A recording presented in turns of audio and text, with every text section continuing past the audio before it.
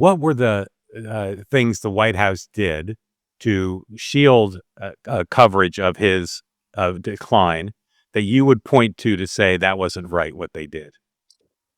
I think the biggest mistake they made was sort of the first mistake, which was and it's something that Mike Barnicle was saying from the first days of the administration, which was they're they're they're blocking him in there. They need to let him get out. They need to let him talk more. They need to stop protecting him so much. Um, there was real concern among many people that knew Biden that Ron Klain ran too tight of a ship. That Joe Biden needed to get out there. He needed, if he stumbled and he bumbled, if he made mistakes on the campaign trail, as Donald Trump has, as George W. Bush did, as the first Bush did, and I'm not comparing all of their mental acuity. I'm just saying, you know, you get the American people used to it, and then they can decide. It's kind of like Donald Trump. Where Americans understood going into the election that there were many things about Donald Trump that they may not have liked, but they discounted those things because they saw him enough that they knew him.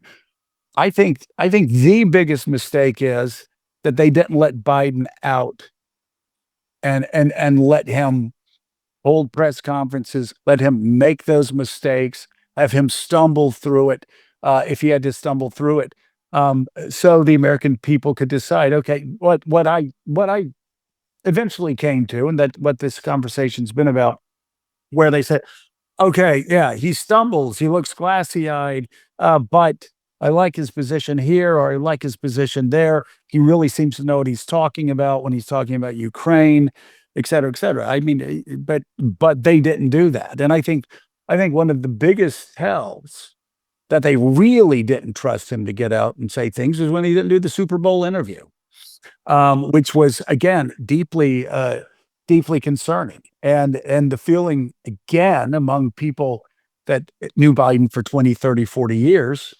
was there was a mistake on the White House's part. They should have had him do it. If he screwed up, he screwed up. This is where you and I couldn't disagree more. If they had put him out more, he would have destroyed his reputation.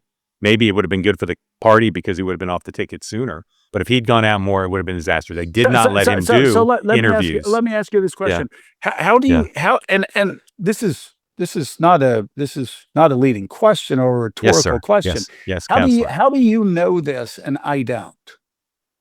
That if they put him out more, he would have screwed up? You said if they put him out more, it would have been a disaster. How do you know that and I don't?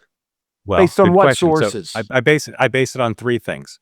I base it, number one, on the fact that they didn't put him out, and he wanted to be out, and he's the president. So if he really wanted to be out, and he had a good case to be out more, he would have been. Number two, I spoke to many members of Congress and donors and advisors who spent time with him, who saw in private what was on offer in public too, but saw in circumstances where he was exhibiting signs of mental decline that made them understand why they didn't put him out. And there's no ambiguity. And these are vivid descriptions of it. And finally, when they did put him out, and make no mistake, they knew what the stakes of the debate were. They knew. And he could not rise to that occasion. He couldn't, and he failed cataclysmically. But that failure to me was not the least bit surprising, because he couldn't do an interview with the New York Times or the Washington Post, first president in memory not to do those things. He couldn't hold regular press conferences. He couldn't have events, like with a rigorous schedule. These are things that, if you look at why they did the debate because they needed something to turn the dynamic around. Mm-hmm. The alternative was go campaign, do 5 events a day, do an interview and explain yourself. He couldn't do those things because if he could have, he would have. He was not blocked by the staff. He was blocked by reality. That's how I know. Okay. Well, you must have talked to donors, as I did, who were stunned that he showed up in their house with a teleprompter in a Park Avenue fundraiser for 15 people and couldn't make small talk with people he'd known for 50 years. I actually I thought it was interesting that Olivia Newsy's last Yeah. Yep. article where she got attacked for trying to help RFK Jr. actually was the first thing that I had read that actually lined up with some things that I had heard from donors, that he was Yeah. particularly bad at night, Yeah. at fundraisers after a very long day, that at that point Yeah. he was just completely exhausted and just mentally burned out. It's interesting I brought that up to, somebody that worked with him throughout the campaign, and they said, "Well, I'd rather have him at 8 o'clock at night than 8 o'clock in the morning." So, Yeah. so Just tell me.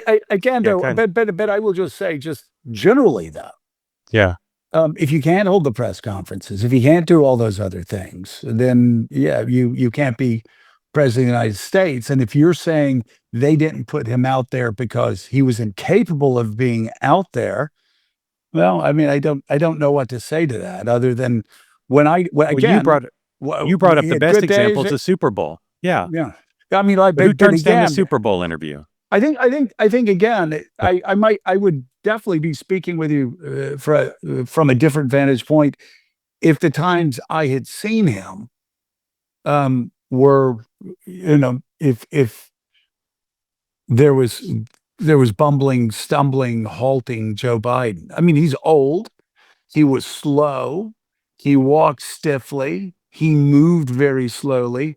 But I just never saw any of that personally. And I suspect that if you had spent the time that I spent with him and had the interactions that I had with him, you probably wouldn't be asking these questions right now, which are all very good questions. I think that and I think other people would feel the same way. And so one of the reasons why I have the question of why didn't they let him out more was because when I talked to him, Yeah. I walked away thinking, okay, well, Good that days and bad days.